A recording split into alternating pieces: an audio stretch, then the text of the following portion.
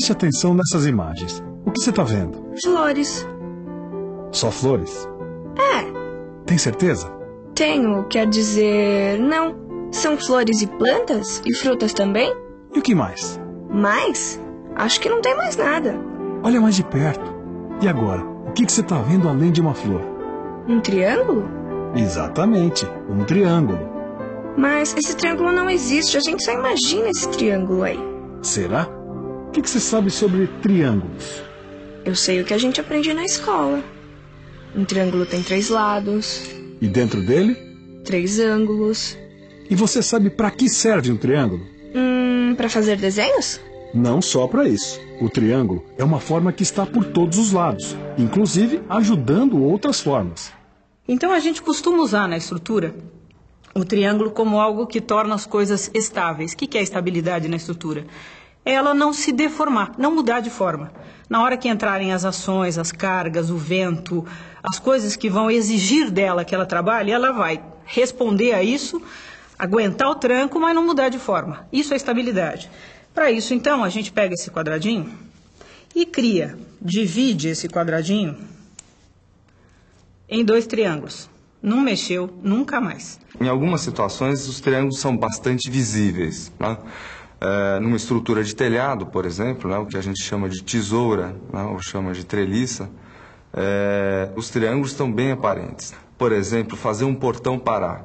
Né, a gente conhece aquele portão que tem aquelas longarinas, né, as ripas todas em pé, 2 na horizontal, e aí vem o sujeito e coloca uma terceira na diagonal, formando 2 triângulos que consiste justamente em desenhar essa estrutura, um caminho melhor para essas forças na estrutura do portão.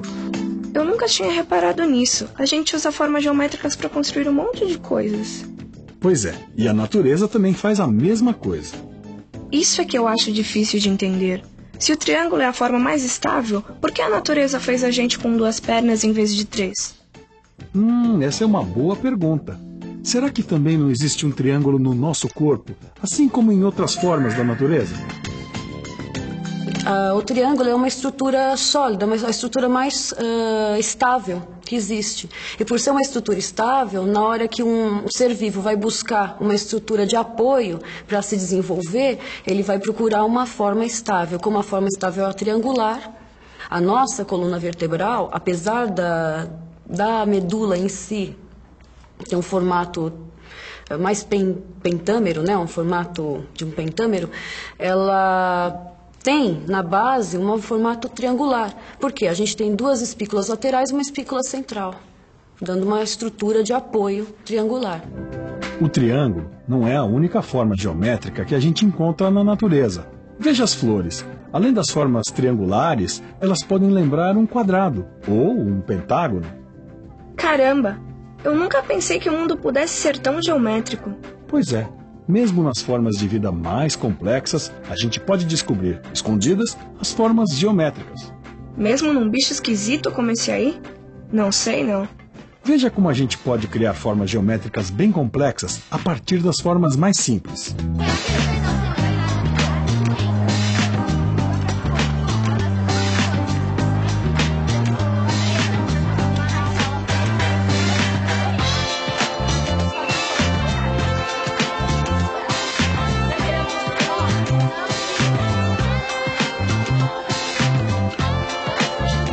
Olha bem para essa malha geométrica.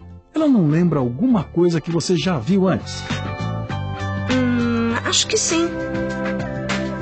Puxa, quem foi que teve a ideia de procurar as formas geométricas na natureza? Bem, muitas pessoas pensaram nesse assunto. E, na verdade, a ideia vem de muitos séculos atrás. Os gregos antigos já se preocupavam com a geometria. Entre eles, o filósofo Platão. Você já ouviu falar dos sólidos platônicos? Eu só ouvi falar de amor platônico. Bem, você sabe o que é um cubo, não sabe?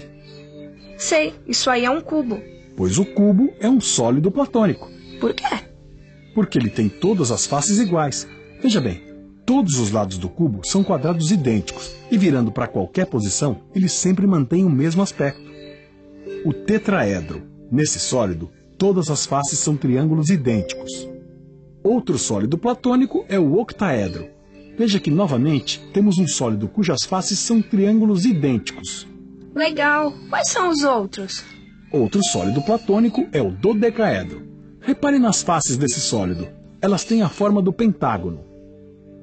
E, finalmente, nós temos o icosaedro. Que nome engraçado. E o curioso é que, novamente, nós temos triângulos idênticos nas faces. 20 triângulos iguais. Os sólidos platônicos são esses aí. O tetraedro, o cubo, o octaedro, o dodecaedro e o icosaedro. Agora presta atenção. As faces do tetraedro são triângulos. As faces do cubo são quadrados. E como a gente já viu antes, as faces do dodecaedro são pentágonos. Isso mesmo. Triângulo 3, quadrado 4, pentágono 5. 3, 4 e 5. Essa combinação de números é muito importante. Peraí, o octaedro e o icosaedro ficaram de fora? Os dois têm faces triangulares como o tetraedro. Calma. Vamos ver o que um especialista tem a dizer sobre isso. Se eu pegar os que são feitos com triângulos, nós vamos ver o seguinte, que eu tenho 1, 2, 3 arestas que saem de cada vértice. Aqui, do octaedro, eu tenho 1, 2, 3, 4 arestas que saem de cada vértice. E no icosaedro, eu tenho 1, 2, 3, 4 e 5 arestas que saem de cada vértice. De novo, 3, 4 e 5. Os números 3, 4 e 5 também aparecem num triângulo muito famoso. O triângulo de Pitágoras. Nesse triângulo, um lado mede 3, o outro 4 e o outro 5. Você conhece esse triângulo, não conhece? Conheço. É o triângulo daquela fórmula chata que a gente tem que decorar. A soma dos quadrados dos catetos é igual ao quadrado da hipotenusa.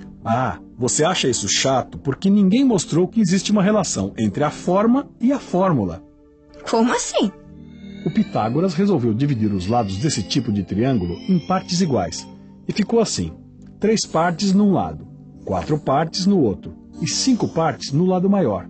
Aí ele fez o seguinte: desenhou um quadrado a partir de cada um dos lados do triângulo. Depois, o Pitágoras quadriculou os 2 quadrados dos lados menores, os tais dos catetos. Esses quadradinhos aí são todos iguais. Os azuis e os vermelhos têm o mesmo tamanho. Observe agora o que acontece. Viu só? Os quadradinhos no quadrado da hipotenusa são os mesmos quadradinhos dos quadrados dos catetos. E é isso que quer dizer a fórmula. A soma dos quadrados dos catetos é igual ao quadrado da hipotenusa. Genial! E essa fórmula vale para todos os triângulos retângulos. Puxa, agora eu sempre vou olhar para o mundo com outros olhos. Nunca pensei que a geometria pudesse ser tão legal. Eu sabia que você ia dizer isso.